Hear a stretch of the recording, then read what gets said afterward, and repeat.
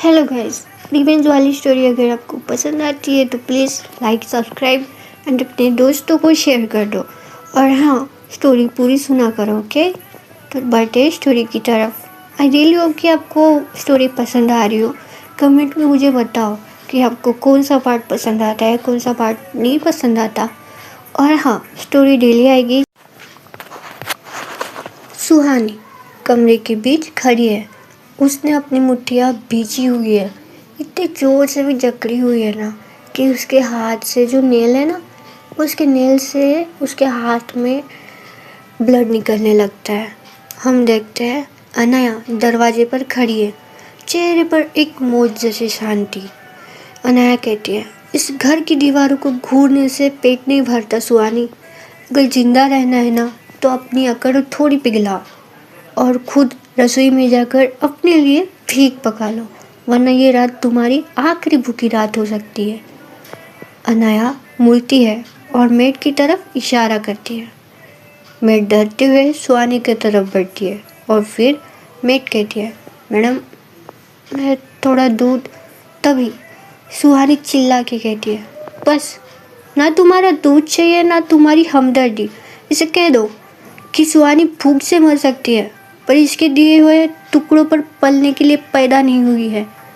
तभी दरवाज़ा जोर से बंद होने की आवाज़ आती है। तब पूरा सन्नाटा कमरे में, सिर्फ एक लोग की वॉइस आती थी, टिक टिक। ओके, सुहानी बेड पर गिर जाती है। उसका शरीर भूख से काँप रहा है और उसकी आंखें अंधेरे में चमक रही है। आज तक सुहानी कभी भूखी नहीं रही थी और ना ही वो किचन में एक कदम भी रखी थी। बट फिर भी देखो किस्मत कहाँ लेके पटक दी उसको। सुहानी खुद से ही कहती है, तू मेरी भूख का मजाक उड़ा रही है ना? देख अब ये भूख तेरा गुरूर कैसे खाती है। फिर हम देखते हैं रात का वक्त, डाइनिंग टेबल एरिया, ठीक है। अनाया और आर्यन बैठे हैं। अनाया ने एक निवाला भी नहीं लिया है और आर्यन कहता है, अनु वो जिद्दी है, शायद सच में कुछ नहीं खाएगी। क्या हम थोड़ा ज़्यादा सख्त नहीं हो रहे? तभी ग्लास टूटने की आवाज़ आती है। अनाया ने अपने हाथ में पकड़ा हुआ वाइन का ग्लास मसल दिया है।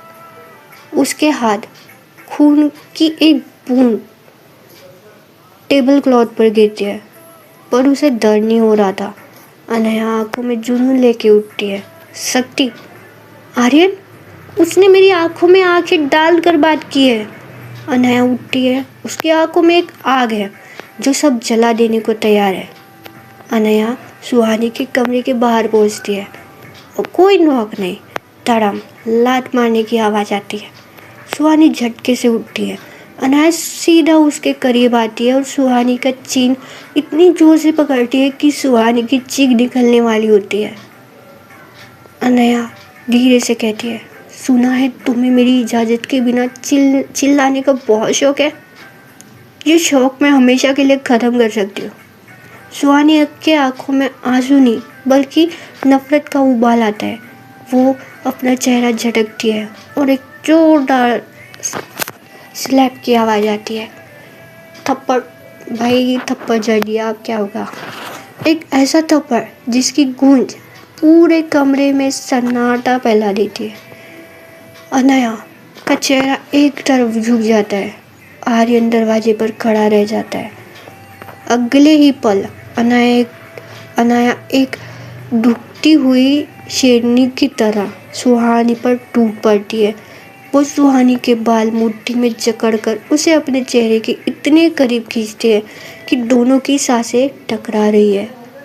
अनाया कहती है दांत पीसकर, ये थप्पड़ तेरी जिंदगी की सबसे बड़ी गलती है। अब देख मैं तेरा गुरूर कैसे सबके सामने नीलाम करती हूँ। सुहानी दर्द में भी हंस रही थी। क्या बेच रहे मैं यार? और कहते हैं, नीलाम तो तू पहले ही हो चुकी है अनाया। अपनी नफरत के हाथों मार मुझे, पर याद रखना जितना दबाओगी उतना ही भयंकर पलटवार होगा। हे भगवान। हम देखते हैं अनाया ने सुहानी के बाल अपनी मुट्ठी में ऐसे जकड़े हैं जैसे कोई शिकारी अपने शिकार को पकड़ता है। वो उसे बेड से खींचकर कॉरिडोर की तरफ घसीटने लगती है। सुहानी डर से तिलमिलाते हुए कहती है, छोड़ मुझे अनाया, छोड़, तेरी हिम्मत कैसे हुई मुझे हाथ लगाने की। सुहानी पूरी कोशिश करती है पर अपनी गिरफ्त छुड़ाने की, पर अनाया के अंदर इस वक्त एक ऐसे राक्षसी ताकत है।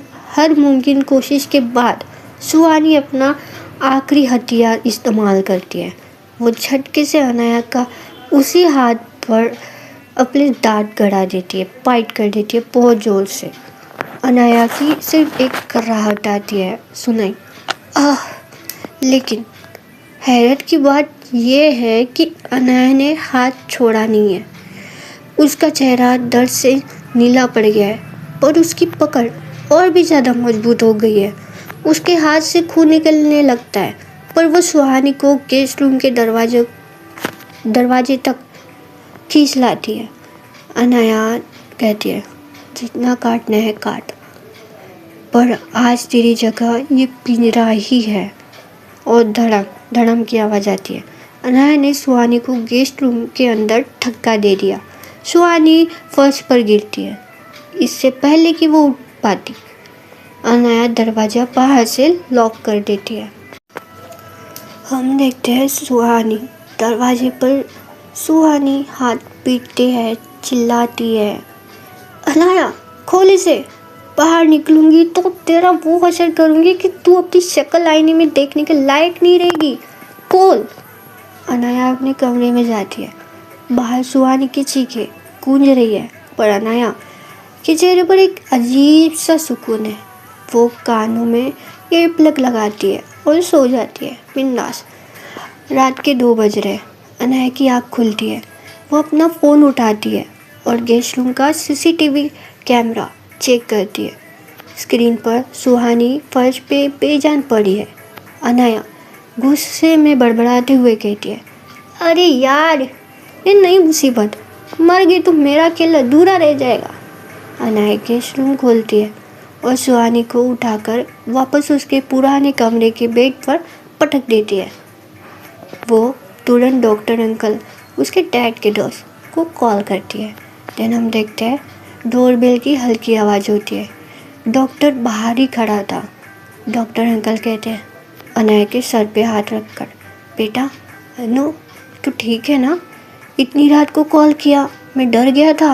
अनाया कहती है, मैं ठीक हूँ अंकल, बस ये मेरी दोस्त पता नहीं इसे क्या हो गया, होश ही नहीं संभाल रही है। डॉक्टर सुहानी को चेक करते हैं।